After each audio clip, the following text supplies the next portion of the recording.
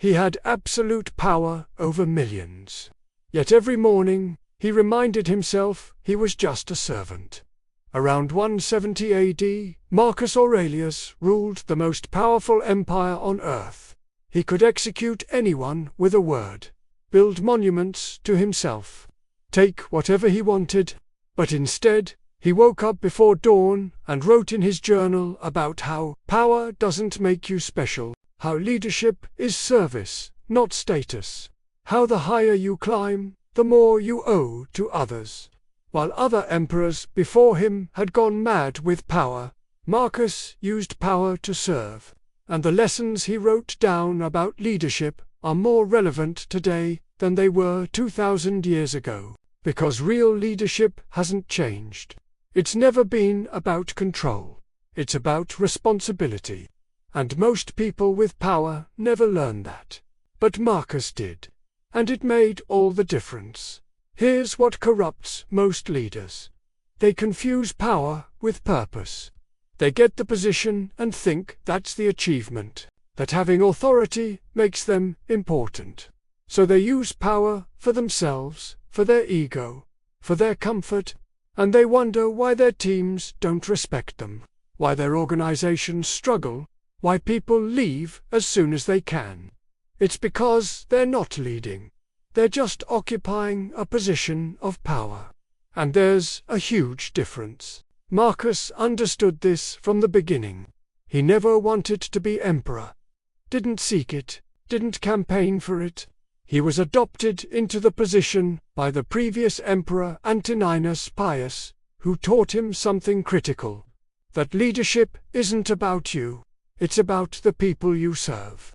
Your job is to make their lives better, to make good decisions, to sacrifice your comfort for their benefit. That's it. That's the entire job. Everything else is just noise. But most leaders don't see it that way. They see their position as a reward, as something they earned for themselves. So they use it to benefit themselves.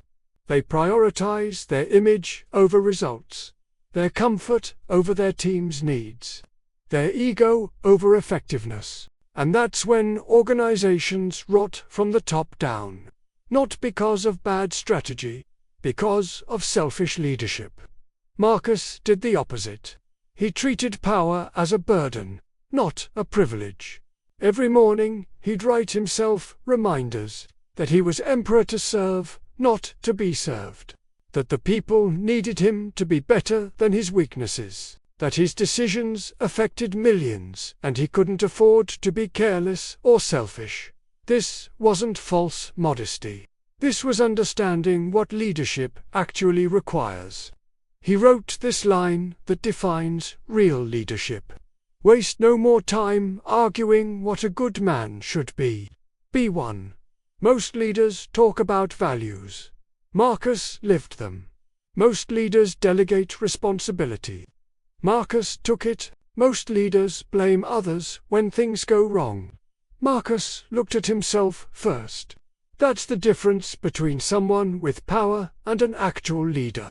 He also understood something about the loneliness of leadership. He wrote, "The object of life is not to be on the side of the majority, but to escape finding oneself in the ranks of the insane." What's he saying? That as a leader, you can't make decisions based on what's popular. You have to make decisions based on what's right, even when it's unpopular, even when people don't understand, even when it costs you support. This is where most leaders fail. They care too much about being liked, about approval, about maintaining popularity, so they make safe decisions. Popular decisions, easy decisions, and those aren't always the right decisions. But Marcus didn't have that luxury. He ruled during wars, plagues, and political chaos. Popular decisions would have destroyed Rome. So he made hard decisions, unpopular decisions, right decisions, and he dealt with the loneliness that comes with that. There's this pattern in his writings.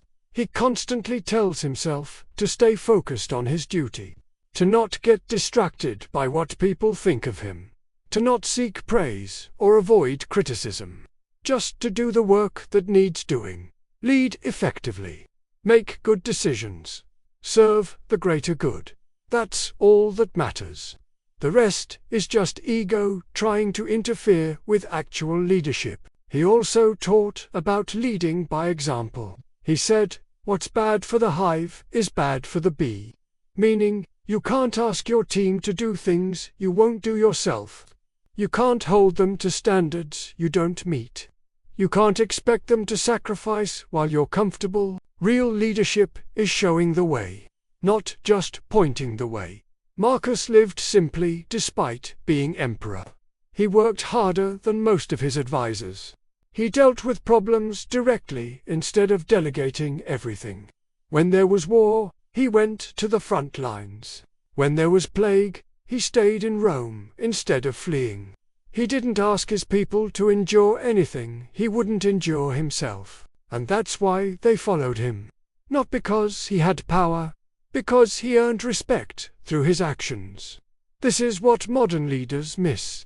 They think the position gives them respect. But position only gives you authority. Respect has to be earned through integrity, through consistency, through doing the hard things yourself instead of just demanding others do them, through being the example instead of just setting the example. Marcus also understood that leaders are always being watched. He wrote, "Live as if you were living a second time and had acted wrongly the first time." What he means is, act like everyone can see everything you do, because, as a leader, they can. Your team watches how you treat people, how you handle stress, how you make decisions, how you act when you think no one's looking, and they judge whether you're worth following based on what they see. Most leaders don't realize this. They think they can have different standards for themselves, that they can cut corners because they're special, that their position protects them from accountability. But Marcus knew better. He knew that leaders are held to higher standards, not lower ones, that more is expected, not less, and he held himself to those standards even when no one else would. Now let's talk about how this applies to you. Because, whether you think of yourself as a leader or not, you probably have influence over someone.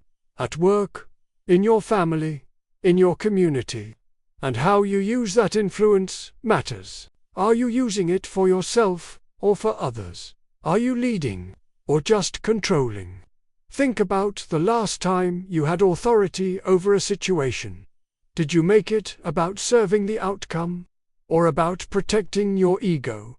Did you do what was right or what was comfortable? Did you lead by example or just give orders? Be honest. Most people default to using power selfishly, even in small ways, even without realizing it. Marcus would tell you that every time you have influence, you have responsibility. You can use it well or poorly, and the test is simple. Are your decisions making things better for others, or just for yourself? If it's the latter, you're not leading, you're just using power.